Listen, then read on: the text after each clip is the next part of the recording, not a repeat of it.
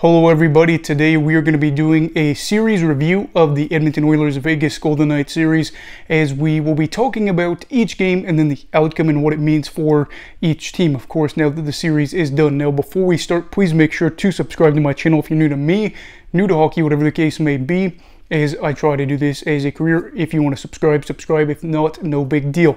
Now let's talk about game one, which is of course in Vegas. So Leon Draisaitl opens this one up, and he does that by getting the first goal, and this is kind of the trend you'll see in this series, Edmonton grabbing the first goal of each game except for one. But yeah, he gives his team the lead as they go up 1-0. Vegas then scores 3 unanswered goals in the first. Barbashev, you have Amadio and Stone on the power play for Stone's goal to get a 3-1 advantage with less than a minute and a half to go in the first. Draisaitl scores with 11 seconds left to make it 3-2. Vegas, of course, still has the lead and no scoring in the second. But guess what? 95 seconds into the third, you have Leon scoring his third of the game to make it 3-all. Barbashev, 61 seconds later, does score to make this a Vegas lead again, 4-3. The Oilers need a goal to get back into it, and Draisaitl does get it again with his fourth of the game, but the Oilers are still down, actually, because they were down 5-4, excuse me.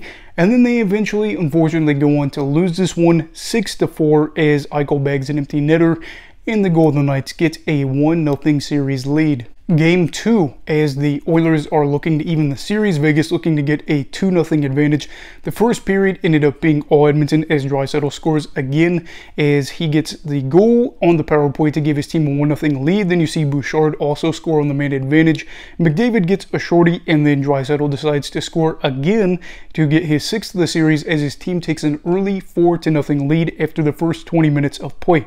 Now McDavid does score on the man advantage in the second to give it a 5-0 lead for his team. And then Laurent Brossoit is pulled, and things are looking grim for the Golden Knights. Barbashev does score on this one to make it a little bit better, as it is now 5-1. But in the end, it is Edmonton that goes on to win this one as they win 5-1. They're incredible on the power play, 14 for 26 after this game in the playoffs on the man advantage. But let's not also forget the Evander Kane drama that happened in this game. He blew a kiss, threw a few punches, and got 2 birds thrown his way, as this was an interesting game, and it would be kind of an indicator of what would happen later on in the series as well, as these teams really don't like each other. But Edmonton, of course, tying the series up. Game 3, the first game in Edmonton, and this one opened with a goal yet again by Edmonton. This one actually being kind of an interesting period, especially for both teams. You have Laurent Brossoit getting hurt here, and Adin Hill having to be thrust in the net. So the Oilers are able to get that early lead and then see a goalie change for the team. But Jonathan Marchessault eases some concerns with 2 goals of his own to give his club a 2-1 lead in Alberta. The second is where things really get better for Vegas, as you have 3 goals by Whitecloud, Eichel, and Stevenson. So you're able to get that cushion back after dealing with having to pull your starting goalie. And that was it, as Vegas scores 5 goals. None of those were empty netters, none of those were on the man advantage, and this was big for them to regain the lead, as Brossoit, of course, out for this game, and Adin Hill thrust into that starting role. Good for them. Game 4 in Edmonton. Edmonton looking to get the series back to 2-2. Vegas looking to make it 3-1. For the 4th straight time in this series, though, it was the Oilers yet again that get the early lead. Nick Bjugstad there. And then Evan Bouchard continues his torrid stretch as he scores a power play goal to make it a 2-0 advantage for the home side early on. Ekholm does open things up even more about 5 minutes later to make it 3-0. Ryan Nugent-Hopkins, of course, also tags on some more, as this is a great lead for the home side. The crowd is buzzing. They're up 4-0. Nicholas Waugh does end up scoring for the Vegas Golden Knights in the third, but that's the only goal for Vegas in a 4-1 loss. The talking point wasn't necessarily on the game, though, as it was pivotal for Edmonton to tie up the series, but ultimately it was on Alex Pietrangelo, him deciding to become the hash-slinging slasher in this towards the end, towards Leon Draisaitl, and then Darnell Nurse getting involved with a lot of the drama late in the game. I think it was the last minute that he got penalized and ejected too. I think he was ejected, if I remember correctly, and both of them would receive 1-game suspensions for Game 5.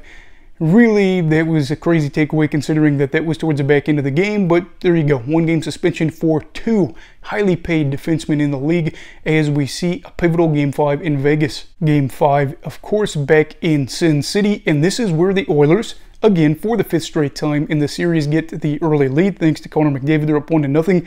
Then we get to see the guy that was drafted right after him, Jack Eichel, in his playoff debut this season score right after him. So that's so cool to be able to say Eichel scored right after McDavid in the same series as it's tied up. Then, of course, a power play goal yet again for the Oilers thanks to Zach Hyman to close out the first as they get a 2-1 lead. The second period was painful for Edmonton fans, with Vegas scoring 3 goals in 89 seconds. Not even a minute and a half. So you're feeling good. You've got this lead.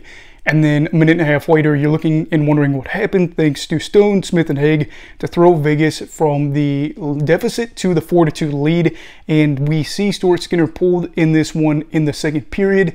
Skinner did not have the best series for multiple games, and he allowed 4 goals on just 22 shots against. McDavid does score on the man advantage, so this time it is in the third on a major, I believe, and that is the final goal of the game. Unfortunately, it is 4-3.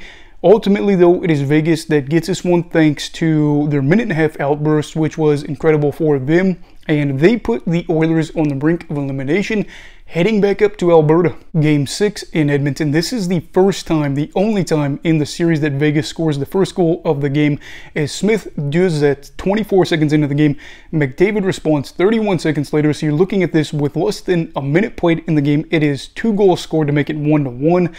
Fogle does end up scoring 1 for Edmonton to give them a 2-0 advantage just a little bit earlier, or later I should say, for the Oilers in a do-or-die game. Then in the second period, Jonathan Marchessault decides to channel his inner Joe Pavelski, his inner Leon Draisaitl. No, he doesn't score 4 goals, but he scores 3 in 1 period, so he gets the hat trick, and then of course gives his team the lead at 4-2. We saw Skinner get pulled again. Campbell comes in, and he hopefully is there to lock things down. He does, as he stops all 4 shots faced against him in that time. But the newly crowned, newly formed, I don't know what you want to say, father, that is William Karlsson, gets the empty netter, as this is the final score of the game, as the Vegas Golden Knights win this one 5-2 in the series, 4-2 critically for Edmonton. This is awful, and I hate to, really just dig in there, but at the end of the day, this was a team that had been really hot, had their fans hoping that maybe, just maybe, they could win their first Stanley Cup in over 30 years, and they, were able to score effectively on the power play. They had their stars just lighting it up, and they were able to have a lead in every single game of this series. Ultimately, doesn't matter, as they're not headed back to the conference final again. We thought that could happen, considering they made it last year. They are not. As for Vegas, they are headed back to the conference final, third round, whatever you want to call it, thanks to the weird season back in 2021. For the 4th time in 6 seasons for them, they are looking to get back for the Stanley Cup final for the first time since 2018. This group has been able to be so effective. They have been able to deal with so much trauma. Adin Hill going out there, maybe not being a stud, but of course getting things done enough to where Vegas is able to head on to a little bit closer to the Stanley Cup final. We'll have to see how it goes, though. Of course, congratulations to them, as they are just doing amazing things considering all things that have been stacked against them, as they look to hopefully hoist their first Stanley Cup in franchise history, if you're a Vegas fan. Anyway, what are your thoughts on this series? Let me know down below in the comments. Also, please make sure to like this video if you enjoyed it. Subscribe if you're new. Everybody stay safe. Have a great night. And you go off hockey, alright. Goodbye, Brigadiers and Brigadettes. This is your captain signing off. Have a great night.